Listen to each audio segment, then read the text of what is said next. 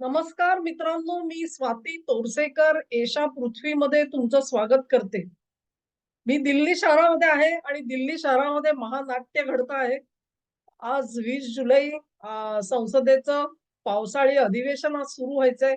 त्याच मुहूर्तावरती अभिजित दिपके, सोनम वांगचुक, झालंच तर जम्मू काश्मीरचे चीफ मिनिस्टर ओमर अब्दुल्ला, पंजाबमधून खलिस्तानी अशी अनेक मंडळी दिल्लीमध्ये आपापल्या आंदोलनासाठी आलेली आहेत आणि सगळी कदाचित एकत्र येऊ शकतात.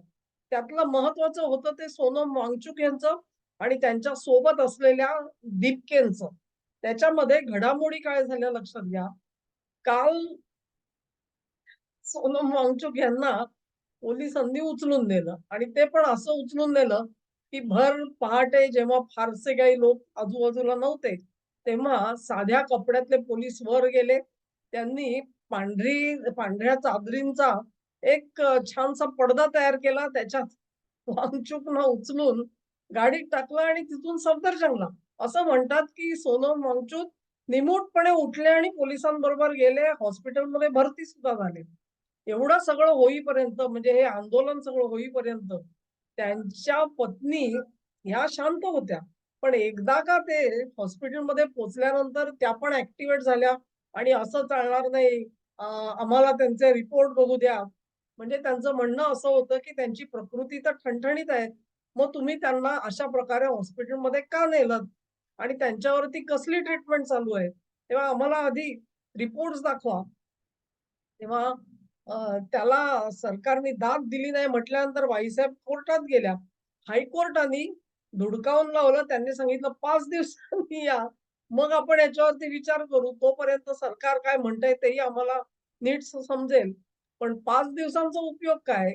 आजचा 20 जुलै महत्वाचा होता. त्यामुळे सोनम वांगचुक हे हॉस्पिटलमध्ये त्यांचा रिपोर्ट जो आहे तो त्यांच्या पत्नी मागतात. त्यांच्या पत्नींनी कोर्टामध्ये चांगला दम दिल्यासारखं केलं, की नाही, नाही, तुम्ही जर का परवानगी देणार नसाल, तर आम्ही against medical advice AMA discharge घेऊन बाहेर पडू. आमचा त्या ट्रीटमेंटवर विश्वास नाही. आम्हाला त्यांना खाजगीमध्ये न्यायचं आहे, खाजगी हॉस्पिटलमध्ये वगैरे, वगैरे. तेव्हा सरकारी वकिलाने ठणकावून सांगितलं, ही सगळी अ, आंदोलनकर्त्यांची भाषा आहे, ही काही कोर्टाची भाषा नाही. इथे कोर्टाच्या भाषेमध्ये आर्ग्युमेंट व्हावीत अशी अपेक्षा आहे. तर त्यांनी चांगलं 2-4 वेळा ठणकावून सांगितलं आणि कोर्टानेही त्यांना सांगितलं, की तुम्हाला 5 दिवस थांबावं लागेल कारण आम्हाला सरकार काय करतंय हे बघितल्यानंतर निर्णय घेता येईल. त्याच्या आधीच काही निर्णय घेता येणार नाही. आता गंमत बघा तुम्ही इतके दिवस हा माणूस उपोषणाला बसलाय 20 दिवस आणि तो ठणठणीत बरा आहे असं त्यांची पत्नी सांगते. मग 20 दिवस यांनी उपोषण केलं होतं म्हणजे काय केलं होतं नेमकं? आणि त्यांना कुठल्याही ट्रीटमेंटची गरज नाही असं त्या सांगत होत्या. तेव्हा काही ना काहीतरी त्याच्यात काळबेरं आहे.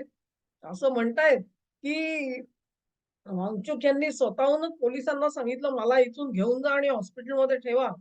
म्हणजे बॅक एंड टॉक्स म्हणतो ना आपण, ते काय त्याला म्हणतात तुमचे पाकिस्तानशी चालू असतात ते ट्रॅक टू डिप्लोमसी. तशी इथे ट्रॅक टू डिप्लोमसी होती असं म्हणतात आणि पोलिसांनी त्यांना नेऊन त्याच्यामध्येही एक मोठा फरक आहे.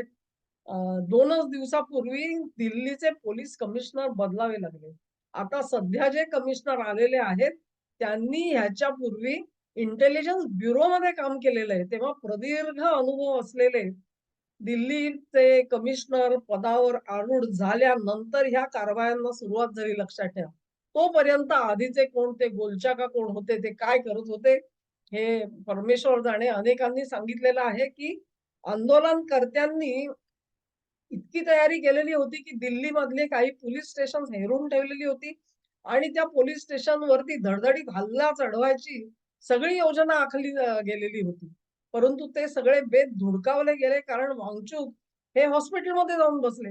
वांगचूक यांना हॉस्पिटलमध्ये नेलं. हे दीपक्यांना कळलंच नाही कारण ते म्हणे रोज सकाळी उठून कुठेतरी त्यांच्या राहण्याची व्यवस्था केलेली होती तिथे जायचे.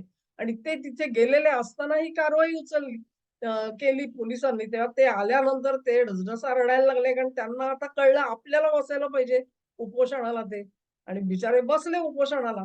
त्याच्यानंतर मग अजून घडामोडी झाल्या. कालच्या दिवसभरामध्ये वांगचूक यांच्या पत्नींनी एक निवेदन केलं, की जर का आम्हाला आश्वासन दिलं सरकारने, की याच्यावरती आम्ही अ, विचार करू म्हणून, तरी आम्ही उपोषण मागे घ्यायला तयार आहोत. किंवा जर का विरोधी पक्षांचे जे कोणी प्रतिनिधी आहेत, त्यांनी जर आम्हाला येऊन सांगितलं, की आम्ही हा जो प्रश्न आहे तो पुढे धसायला लावू. या दोन्हीपैकी एक गोष्ट झाली तरी देखील आम्ही उपोषण सोडायला तयार आहोत, असं त्या पत्नींनी जाहीर केलं. बरं हे पत्नींनी जाहीर केलं, ते वार्ताहरांनी जाऊन कोणाला विचारलं, तर योगेंद्र यादवांना विचारलं. आज योगेंद्र यादव साहेब हे जंतर मंतरच्या आसपास हजर झाले. कारण त्यांना आंदोलन कसं चाललंय बघायचं होतं. त्या यादवांना हे सांगितल्यानंतर यादव म्हणाले, "हे बघा माझा याच्यावर काही विश्वास नाही." लिखित जे काही त्यांचं वक्तव्य आहे, सोनम वांगचुक यांचं, त्याच्यामध्ये असं काही लिहिलेलं नाही. हे त्यांची पत्नी काय म्हणते मला माहिती नाही. तेव्हा आता गंमत अशी आहे, की वांगचुक काय म्हणतात आणि पत्नी काय म्हणते, ह्याच्यामध्ये काही अंतर आहे का? आणि ते अंतर असेल तर का आलेलं आहे? असाही प्रश्न आहे. मुळामध्ये वांगचूक ह्या सगळ्या प्रश्नामध्ये उतरले. म्हणजे नीटमध्ये जे काही पेपर लीक झाले आणि त्याच्यातून 15-20 मुलांनी आत्महत्या केल्या, तो प्रश्न घेऊन हे सगळे उतरलेले होते मैदानामध्ये. वांगचूक हे सुद्धा असं म्हणतात, की काहीतरी शैक्षणिक संस्था चालवत होत्या आणि त्याच्यासाठी दिलेली जागा ही केंद्र सरकारने परत घेतली कारण तिचा काही उपयोगच करून घेतला नाही या लोकांनी. तेव्हा तुम्हाला ज्या वापरासाठी दिली त्या वापरासाठी जमीन ही उपयोगात नाही. सबब ती जमीन आम्ही परत घेतोय. कारवाई कोण करणार? अर्थातच शिक्षण मंत्री. शिक्षण मंत्री कोण? धर्मेंद्र प्रधान. कळलं तुम्हाला? धर्मेंद्र प्रधानांना का गुरफटवलंय ह्याच्यामध्ये ते? लक्षात येईल तुमच्या आणि ही एकमेव संस्था नाही, अशा अनेक संस्था पूर्ण देशभर असणार, ज्यांनी अशीच सरकारची संपत्ती लाटलेली आहे आणि त्यांना आता माहिती आहे, की आपल्यावरती कुऱ्हाड कोसळणार. बरं ह्याच लोकांना परदेशातून पैसा येत असणार. तर तो एफ-सी-आर-एचे जे निर्बंध लागू करतायत, त्याच्यामध्ये पण हे भरडले जाणार. ही गोष्ट अनेक देशभरामध्ये आम्ही कसं महान शिक्षण देतो सांगून पैसा लुटण्याचं काम चालू होतं. त्या सगळ्याला प्रतिबंध कोणी घालायचा? तो शिक्षण मंत्र्यांनी घालायचा. आणि म्हणून धर्मेंद्र प्रधान यांचे शत्रू झालेले होते हे लक्षात घ्या. काहीतरी कुठेतरी घुसपट काढून कुठल्यातरी प्रश्नावरून त्यांच्या राजीनाम्यापर्यंत येऊन पोहोचलेले होते. पण सोनम वांगचूक ह्यांना तुमचा प्रश्न सोडवतो. असं जर का त्या काय त्याला म्हणतात ट्रॅक टू डिप्लोमसीमध्ये मेसेज मिळाला असेल तर?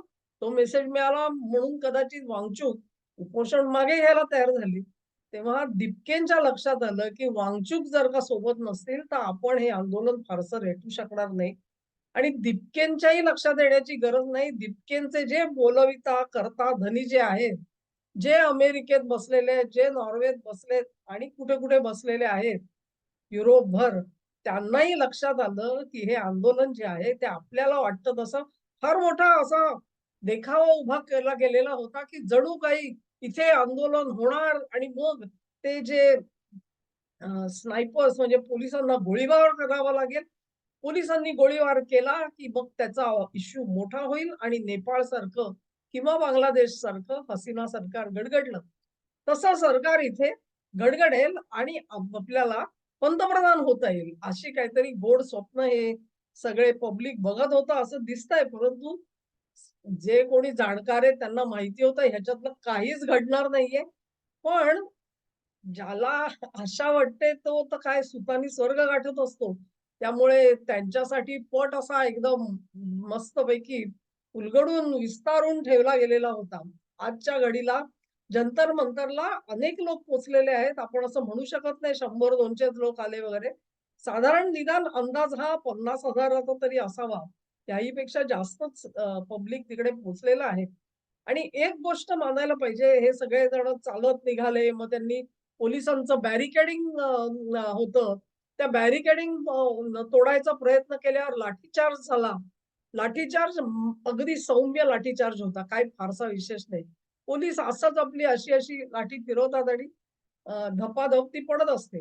पण अगदी ज्याला आपण चेवानी, त्वेषाने होणारा लाठीचार्ज काही झालेला नाही. बिलकुल झालेला नाही हे लक्षात घ्या.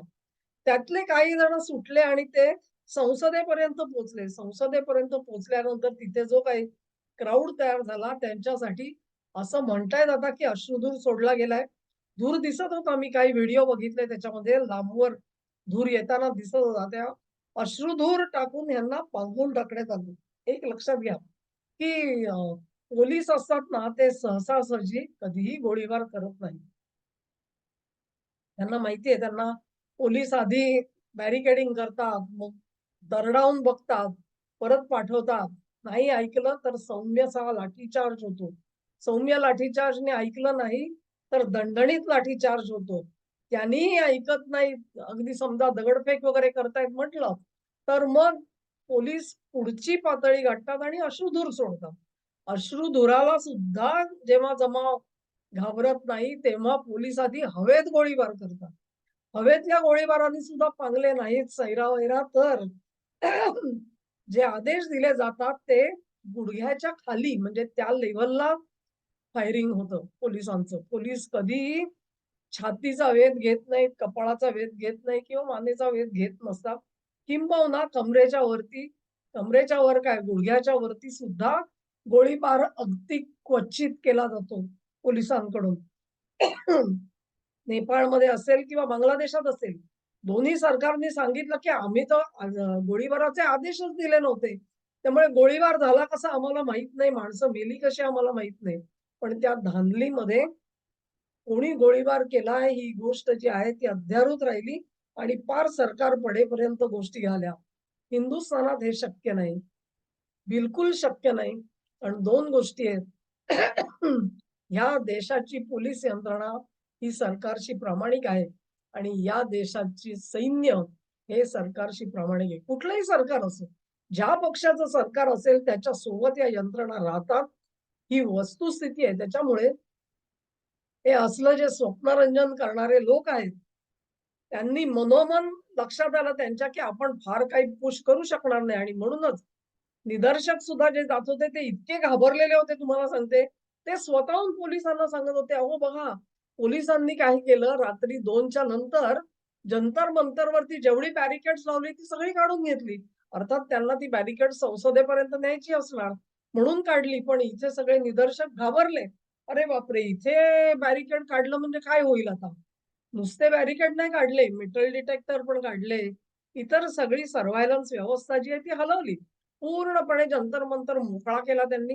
मोकळा केल्यानंतर त्यांनी जंतर मंतर मधले दिवे घालवून टाकले. No lights. आणि ह्याच्यानंतर मग त्यांच्या लक्षात आलं, की पोलीस काही ऐकणार नाहीत. त्यांना अशी समजा गोड स्वप्न होती, की मोदी सरकारने नाही का आंदोलन किंवा इतर आंदोलनामध्ये पोलिसांना लाठी सुद्धा उचलू नका म्हणून सांगितलं होतं. तसं इथे झालं तर म्हणून ते एक चान्स घेत होते. त्याच्यामध्ये काही दम नाही. त्यांच्या काल रात्रीच लक्षात आलं असेल. आज आज सुद्धा सकाळपासून वाह्यातपणा करायचे प्रयत्न सर भरपूर झाले. एक वार्ताहर होता तो दाखवत होता, "ही बघा दगडांनी भरलेली व्हॅन ही आलीच कशी इथे? पोलिसांना कळलंच कसं नाही?" म्हणजे इथून दगडफेक आमच्यावर करणार आणि बिल आमच्या नावाने फाडणार म्हणून निदर्शक आधीच घाबरलेले होते. एक जण कोणीतरी होता काय महान वकील होता काहीतरी काय माहिती नाही. तो पोलिसांना सांगत होता, "हे बघा, हे असं स्फोटक द्रव्य घेऊन ही माणसं इथे पोहोचलेली आहेत. आता इथे काही दुर्घटना झाली तर तुम्ही म्हणाल आम्ही केलं म्हणून, तेव्हा यांना अटक करा." तेव्हा पोलीस म्हणाले, "आम्ही चौकशी करतो म्हणून." म्हणजे निदर्शकच घाबरलेले आहेत. त्यांना कुठलीही साधी-सुद्धी सुद्धा पोलीस कारवाई नको आहे. त्यांना सांगितलेलं गेलं होतं स्पष्ट, की हे तुम्ही टाळा, अव्हॉइड करा. हे सांगितलेलं गेलेलं असणार. तेव्हा ते उलट्या रीतीने पोलिसांच्या मागे लागलेले आपल्याला दिसतात आणि हे सगळे क्षण आहेत सगळे. हे क्षण तुम्ही टिपलेत तर तुम्हाला कळेल, की हे आंदोलन जे होतं, हे अत्यंत पुचाट आंदोलन. मी पण आंदोलन बघितलंय विधानसभेला जेव्हा मृणालताई गोरेंनी घेराव घातलेला होता. If I am not mistaken 74चा काळ असेल 74 किंवा 75. 75 म्हणजे आणीबाणी लागू व्हायच्या आधीचाच असणार बहुतेक. कारण त्यानंतर तर मृणालताई तुरुंगात होत्या. तेव्हा मुंबईमध्ये सुद्धा जुनी विधानसभा जी आहे जी म्युझियमच्या जवळ होती. तिचे सगळे रस्ते असेच रोखून धरलेले होते. पण सगळे शांत होते. निदर्शक सुद्धा बसून घोषणा देत होते. कुठेही काही त्यामुळे गडबड, गोंधळ काही झाला नाही. कदाचित 8-10 लोकांना सांगितलं असेल, ते तिथपर्यंत कदाचित पोहोचले असतील. अन्यथा कोणी तिथे नाही. ती अवस्था या आंदोलनाची म्हणजे काहीतरी म्हणजे निकराला येऊन बांगलादेशमध्ये जसं इन्व्हाईट केली ॲक्शन आणि सरतेशेवटी आपणच काहीतरी करून पोलिसांच्या नावाने बिल फाडलं गेलं. नेपाळमध्ये तेच झालं.